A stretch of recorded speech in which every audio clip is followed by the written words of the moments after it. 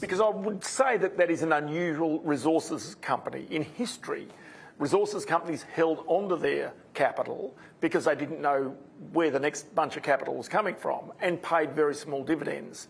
You've taken a different path here to pay more out to those shareholders. Why have you done that? So Woodside has always been a significant dividend payer. The last 12 years, we've paid 80% of net profit after tax to our shareholders. So once we started up the Pluto LNG project, we were at a point in time where we had a lot of cash flow coming in, and we said, look, we've got to reward our shareholders who stuck through us in these very capital-intensive construction phases that we were in. Really impressively, we've been able to keep up those high returns in the capital-intense period that we're in now, and we know our shareholders are counting on us to continue returning those dividends. Our Australian dividends love the franking credits that we return. We know that is highly valued, and it's inefficient for us to keep them, so we want to get them in the hands of the mums and dads who count on Woodside. Okay, so it just also strikes me that you are now one of the largest oil and gas companies in the world, energy companies in the world.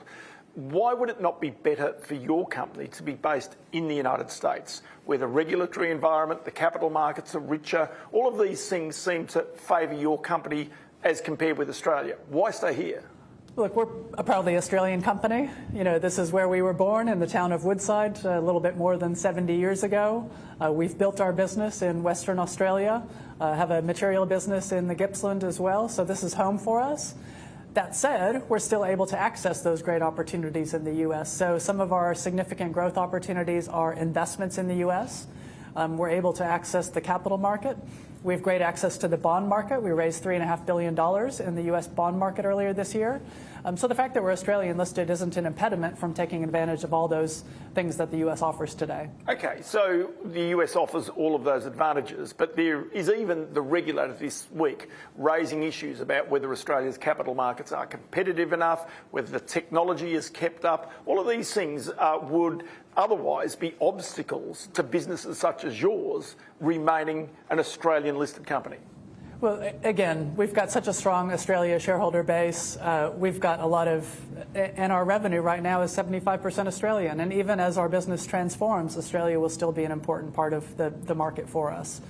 So again, we can get all the good things out of the US whilst remaining ASX listed. Okay, so then tell me about the Australian regulatory scheme for an energy company such as yours.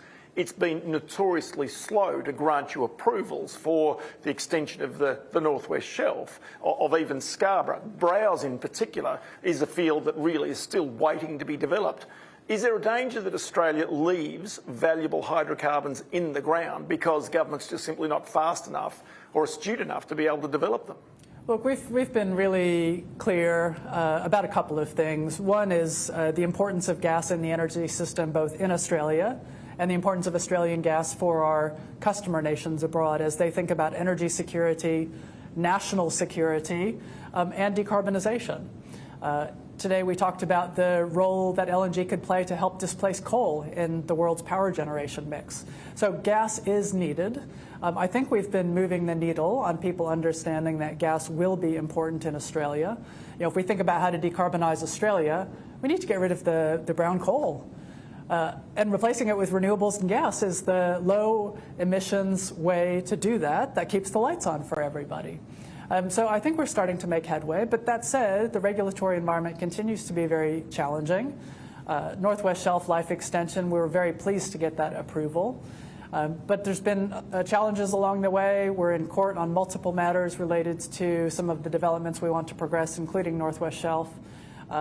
Our message to government is we've just got to speed things up. It's too difficult to invest here. Okay, so it's too difficult to invest here. That's not a message any government would like to hear, I would imagine.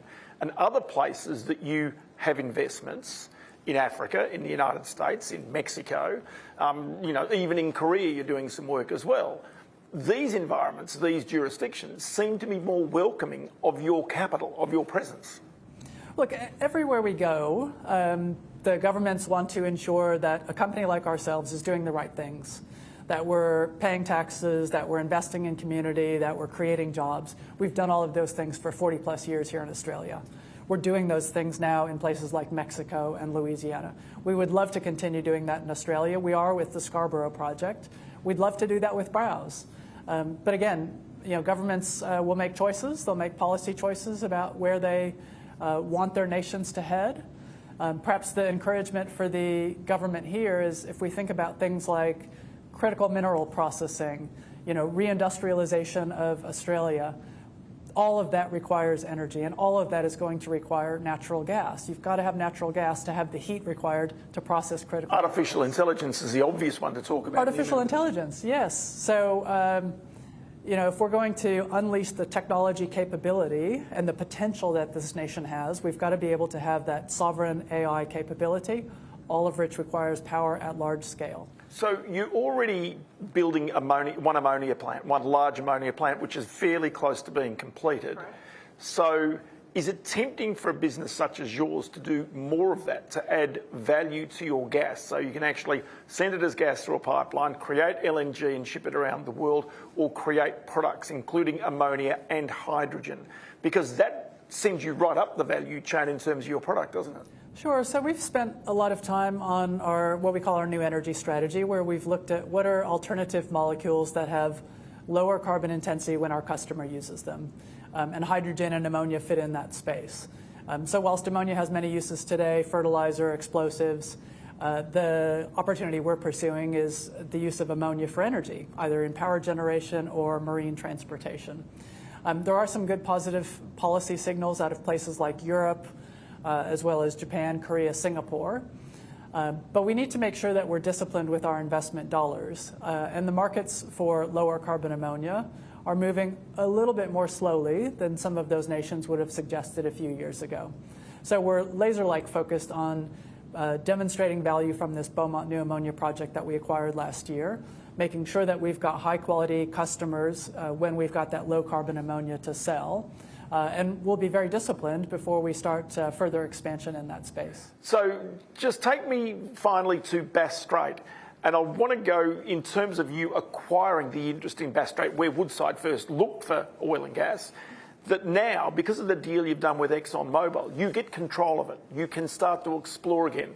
Is there much gas left there? Yeah, so we're very excited about Bass Strait.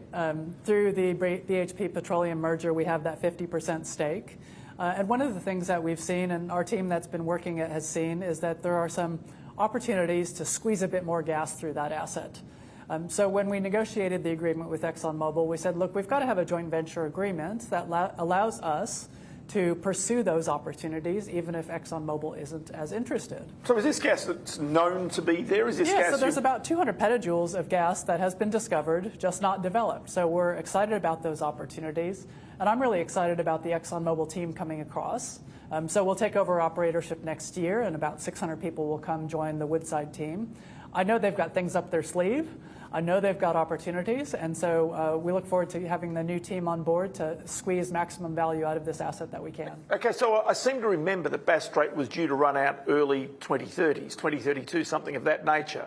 How long do you imagine, with these extra resources, you can keep Bass Strait running and keep the gas going into Victoria via the Longford plant? Yeah, look, I'll have to give you a date once we get our hands on the tiller. Yeah. But cautiously optimistic, as I said, 200 petajoules in the 4 known opportunities, and then we'll see what the team is able to unlock by hard work, engineering know-how, and that creativity. So you've developed this story, the narrative about Woodside and its future.